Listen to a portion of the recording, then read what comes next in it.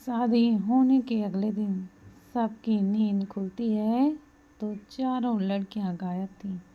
अक्षत जब अपने सोर्सेस का यूज़ करके पता करता है तो उसे पता चलता है कि विशाल और उसके दोनों लाडले उनको लेकर दुबई चले गए हैं।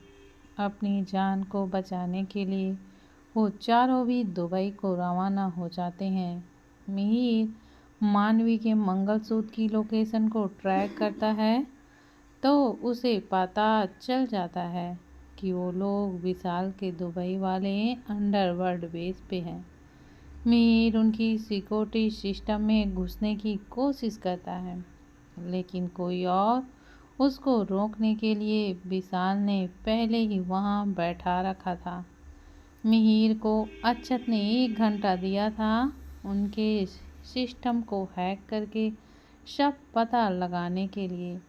कुछ घंटों की उड़ान के बाद वो चारों दुबई पहुंच जाते हैं। एयरपोर्ट से बाहर आते ही उनको विक्रम मिलता है, जो कि दुबई में अक्षत के सारे काम को हैंडल करता था। वो लोग एयरपोर्ट से बाहर आते हैं और अपनी अपनी कार में बैठ के अक्षत की विला की ओर निकल जाते हैं। वहीं मिहिर अब भी अपनी उंगलियों को लैपटॉप पे नचा रहा था। चारों के चेहरे पर कोई भी एक्सप्रेशन नहीं था।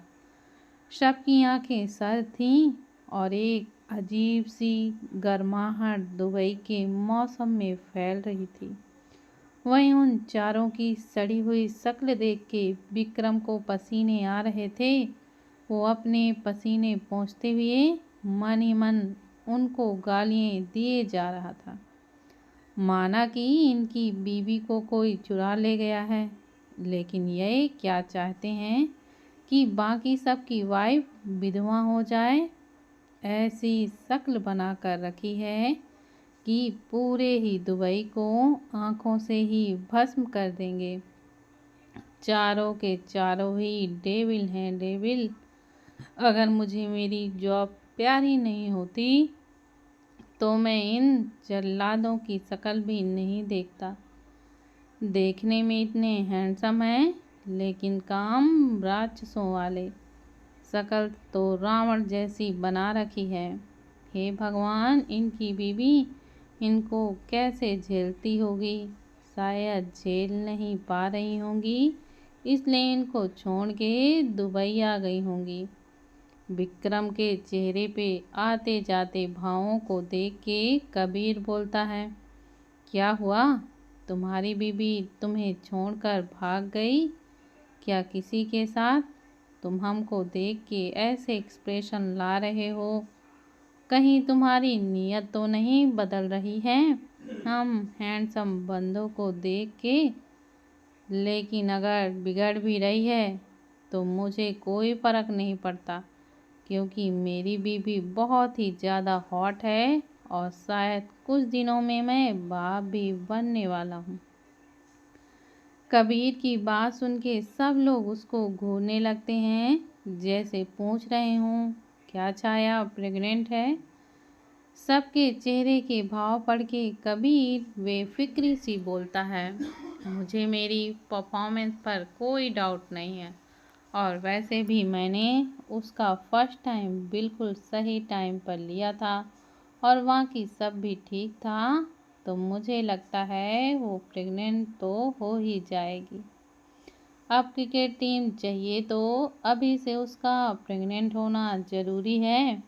कबीर की बात सुन के सब लोग उसको ऐसे घूरते हैं जैसे वो कोई और ग्रह का प्राणी हो। तभी सबके कानों पर मिहिर के चिल्लाने की आवाज़ पड़ती है, जो खुशी से बोले जा रहा था, यश हो गया, इसकी तो मैंने बैंड ही बजा दी। दोबारा मुझसे पंगे लेने से पहले 100 बार सोचेगा।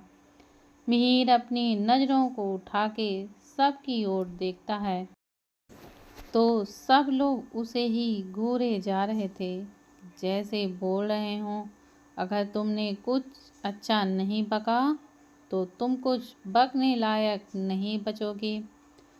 तभी गाड़ियों के रुकने की आवाज़ आती है और बॉडीगार्ड्स उन सब के लिए डोर ओपन करते हैं।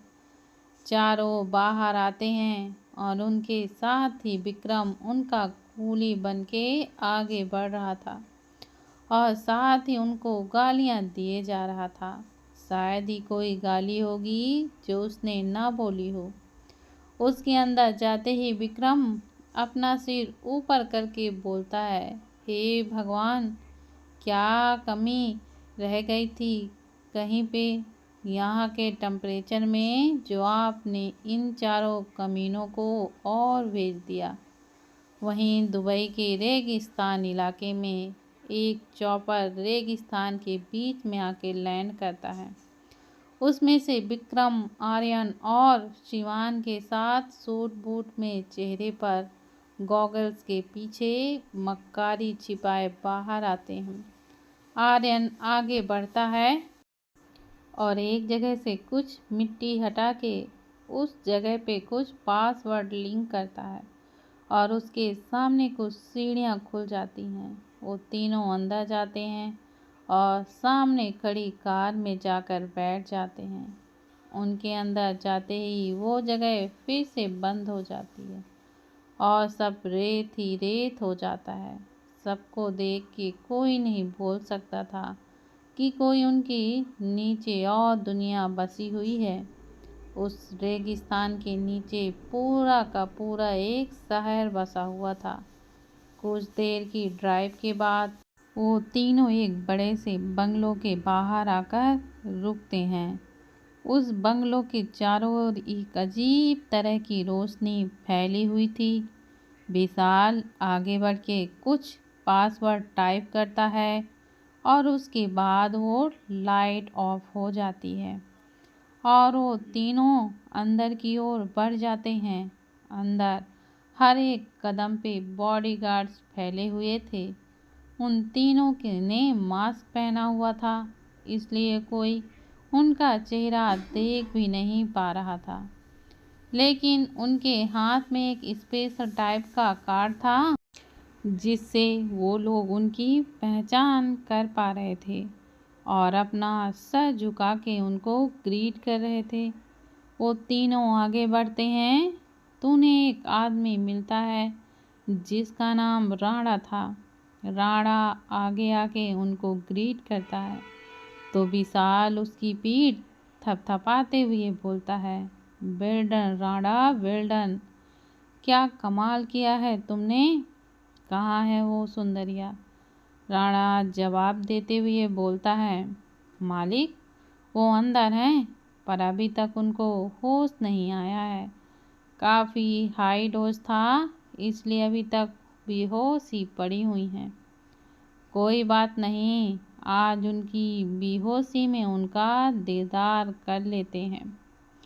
अब तो उनको सारी ज़िंदगी यहीं पर ही रहना है, शिवान मक्कारी से बोलता है। तो बाकी तीनों भी उनकी बात सुन के मुस्कुरा उठते हैं। राणा के साथ वो तीनों आगे बढ़ जाते हैं और राणा उन्हें एक बड़े से हॉल में लेकर आता है और उनके बाद अंडरग्राउंड जाके एक रूम के बाहर अपने फिंगरप्रिंट को स्कैन करता है तो उस रूम का डोर ओपन होता है। राणा वहीं रुक जाता है और वो तीनों अंदर बढ़ जाते हैं। अंदर 3 मखमली बिस्तर पर 3 लड़कियां सोई हुई थीं। तीनों ही शादी के जोड़े में थीं। विशाल, आर्यन और शिवान आगे बढ़ते हैं तो सामने सबसे पहले छाया उस बेड पे थी। दूसरे में जिया को लिटाया गया था। उन दोनों को देखकर ही तीनों के मुंह से रात टपक रही थी।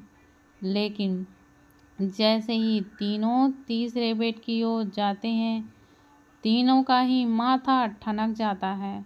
शिवान गुस्से से बाहर आता है और राणा को एक खींच के थप्पड़ मार देता है और गुस्से से उस पे बिखरते हुए बोलता है, साले बूढ़े, उम्र के साथ तेरी आंखें कमज़ोर हो चुकी हैं। ये किसको उठा के लाया है। ये वो लड़की नहीं है ये कुमकुम नहीं है। सिवान के थप्पड़ से राणा को बहुत ज़्यादा गुस्सा आता है, लेकिन वो अपने गुस्से को पी के रह जाता है और बोलता है, माफ़ कीजिए छोटे मालिक, लेकिन वहाँ सिर्फ ये 3 ही लड़कियाँ थीं। उस घर में और कोई भी लड़की नहीं थी शादी के जोड़े में। मैं उन्हें वहाँ से खुद ही लाने के लिए गया था और सब फिर से चेक भी किया था मैंने।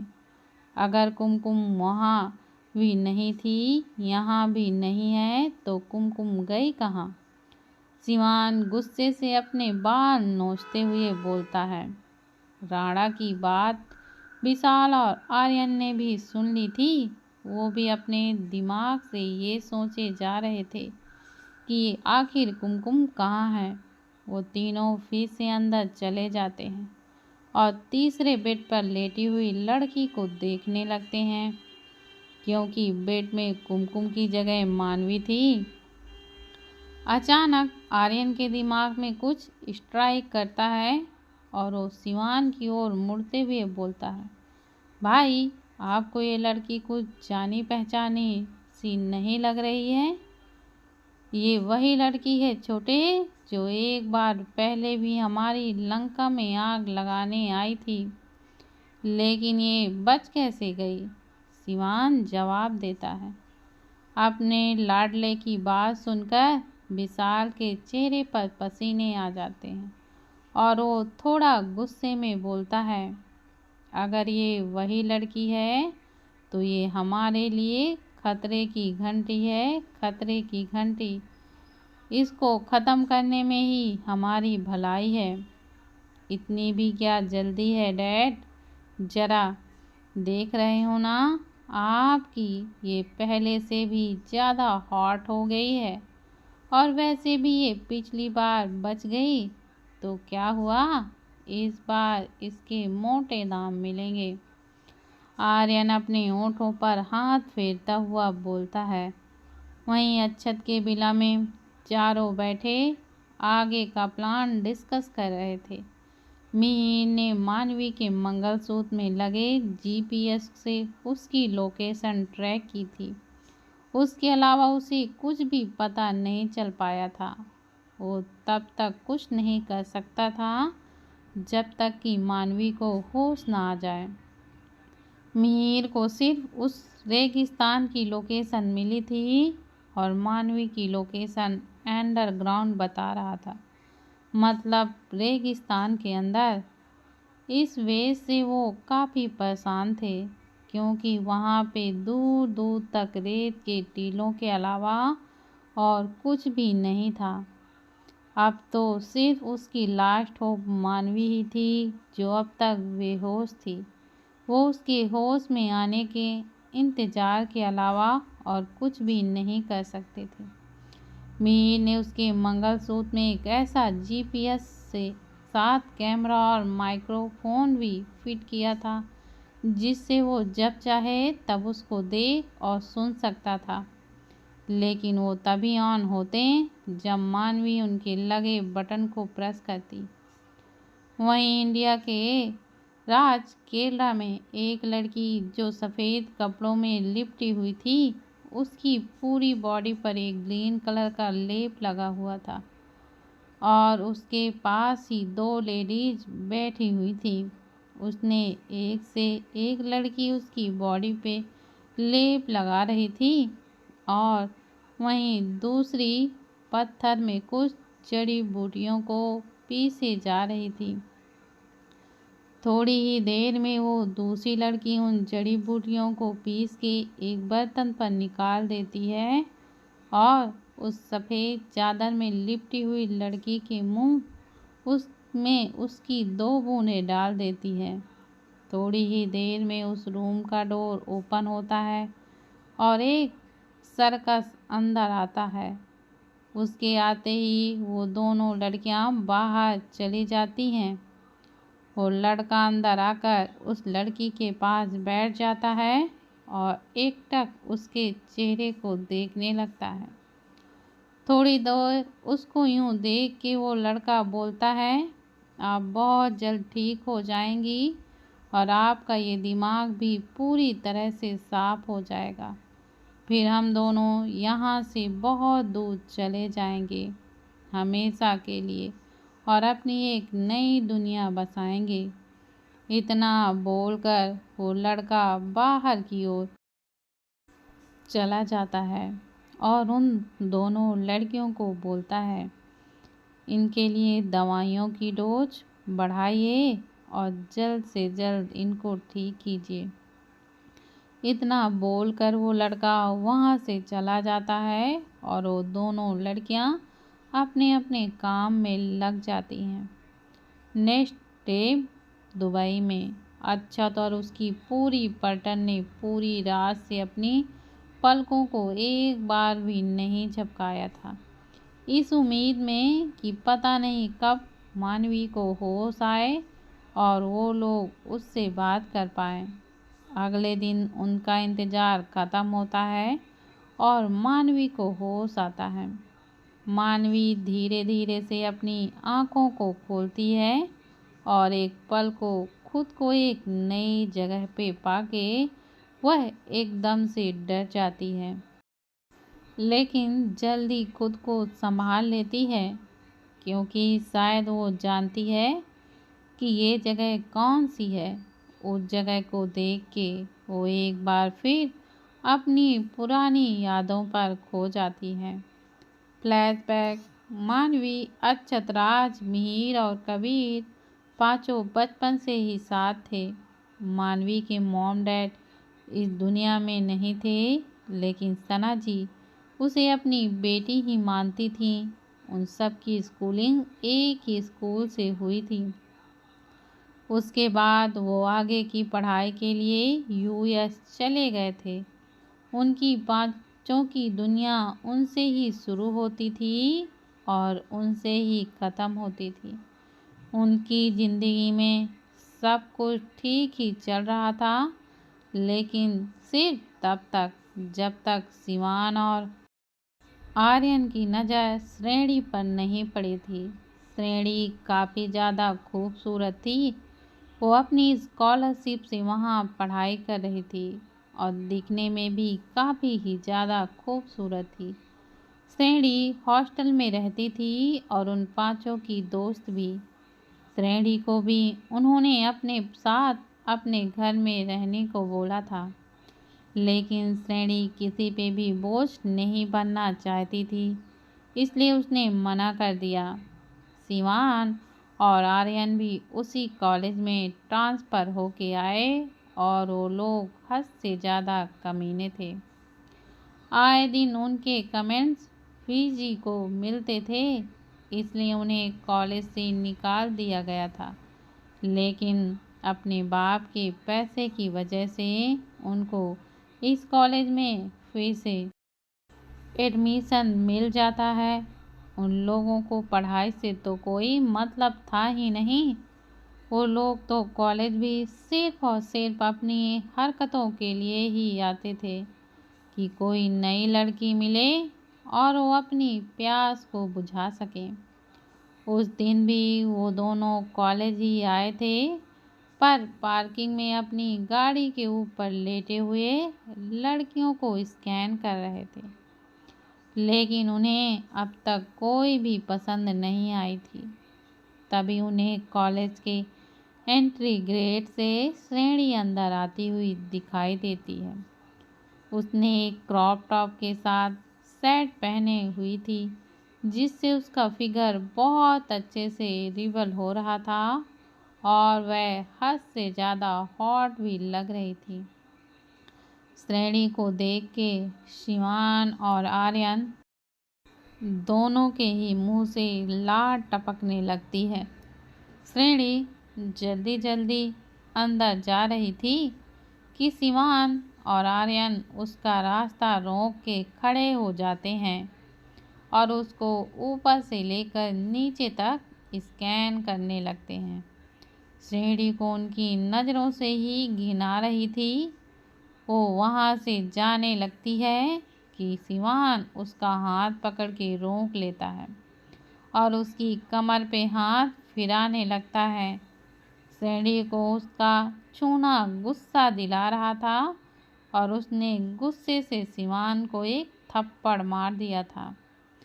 अपने भाई को मार खाते देख आर्यन को भी गुस्सा आता है और वो जबरदस्ती श्रेणी के पास जाकर उसको किस करने ही वाला होता है कि तभी वहाँ पर अक्षत और उसकी टीम आ गई थी। वो जब श्रेणी के साथ बदसलूकी देखते हैं तो उनका दिमाग खराब हो जाता है और वो चारों के चारों मिलके उन दोनों की जम की धुलाई करते हैं। उस दिन उन लोगों ने सिवान को और आर्यन को छोड़ दिया था क्योंकि श्रेणी को अपने कॉलेज की फिक्र थी। कहीं उनको इन सब में शामिल करके रस्टिकेट कर दिया गया तो इसलिए उन चारों को रोक लेती है। लेकिन उसको पता था कि ये उसकी ज़िंदगी की सबसे बड़ी भूल होगी। मानवी उस दिन किसी वजह से लेट थी तो वो ये सब नहीं जानती थी। उस दिन सिवान और आर्यन अपनी बेइज्जती का घूंट पी के वहाँ से निकल जाते हैं, अपनी टूटी फूटी हुई हालत को घसीटते हुए। उसके बाद वो कभी कॉलेज नहीं आए और फिर आया वो मनहूस दिन जब उनकी हंसती खेलती दुनिया को शिवान और आर्यन की नज़र लगी। अक्षत के दादाजी की तबीयत खराब होने की वजह से अक्षत और राज इंडिया वापस आ जाते हैं। आना तो कबीर, मिहिर और मानवी भी चाहते थे लेकिन अक्षत ने उन्हें मना कर दिया। उस दिन मिहिर, कबीर, मानवी और श्रेणी का बर्थडे सेलिब्रेट करने के लिए एक होटल पर गए हुए थे। लेकिन उनकी गलती ये थी कि वो जिस होटल में गए थे वो विशाल का ही होटल था जहां उनके दोनों लाडले अक्सर अपनी प्यास बुझाने के लिए वहां पर जाते थे और उस दिन भी वही हो रहा था। वहां पर मिहिर, मानवी, कबीर और श्रेणी ने अपने लिए एक प्राइवेट रूम बुक किया था और वो चारों उसी में चले गए थे कि अचानक श्रेणी को याद आता है कि वो अपना फ़ोन गाड़ी में ही भूल गई है। वो अपना फ़ोन लेने के लिए पार्किंग में चली जाती है। वहीं बाकी सब रूम में उनका वेट करने लगते हैं। वहीं शिवान और आर्यन भी उसी होटल में रात बिताने के लिए आए थे कि तभी वो अंदर जाती श्रेणी से टकरा जाते हैं। श्रेणी को उन दोनों को देख करके काफ़ी गुस्सा आ जाता है लेकिन वो कोई तमाशा नहीं चाहती थी इसलिए वो वहाँ से चुपचाप से चली जाती है। लेकिन श्रेणी को देख के आर्यन और सिवान को अपनी बेइज्जती याद आती है और उन दोनों का खून खौलने लगता है। वो रिसेप्शन पर जाके उन सब के बारे में पता करते हैं तो उनका आसानी से सब पता चल जाता है। वो लोग उसके बाद एक प्लान बनाते हैं और उन चारों के खाने पर ड्रग्स मिला देते हैं। मानवी जो कि जूस पी रही थी उसके कपड़ों पर जूस गिर गया था इसलिए वो अपने कपड़ों को साफ करने के लिए वॉशरूम में चली जाती है। दोस्तों, दुबई में धमाल मचाने को हमारे चारों डेविल पहुंच चुके हैं लेकिन क्या सबको मिलेगी उनकी मंजिल या रह जाएगी उनकी मोहब्बत की दास्तां अधूरी? देखेंगे हम अगले भाग पर क्या होता है। अच्छा लगे तो कमेंट कर देना। आज के लिए इतना ही, बाकी कल। तब तक के लिए बाय बाय। और दोस्तों, अगर आप लोगों को यह कहानी पसंद आती है तो प्लीज़ मेरे चैनल को सब्सक्राइब करना मत भूलिए। और दोस्तों, अगर आप लोगों ने अभी तक चैनल को सब्सक्राइब नहीं किया है तो प्लीज़ सब्सक्राइब कीजिए, शेयर कीजिए और लाइक कीजिए।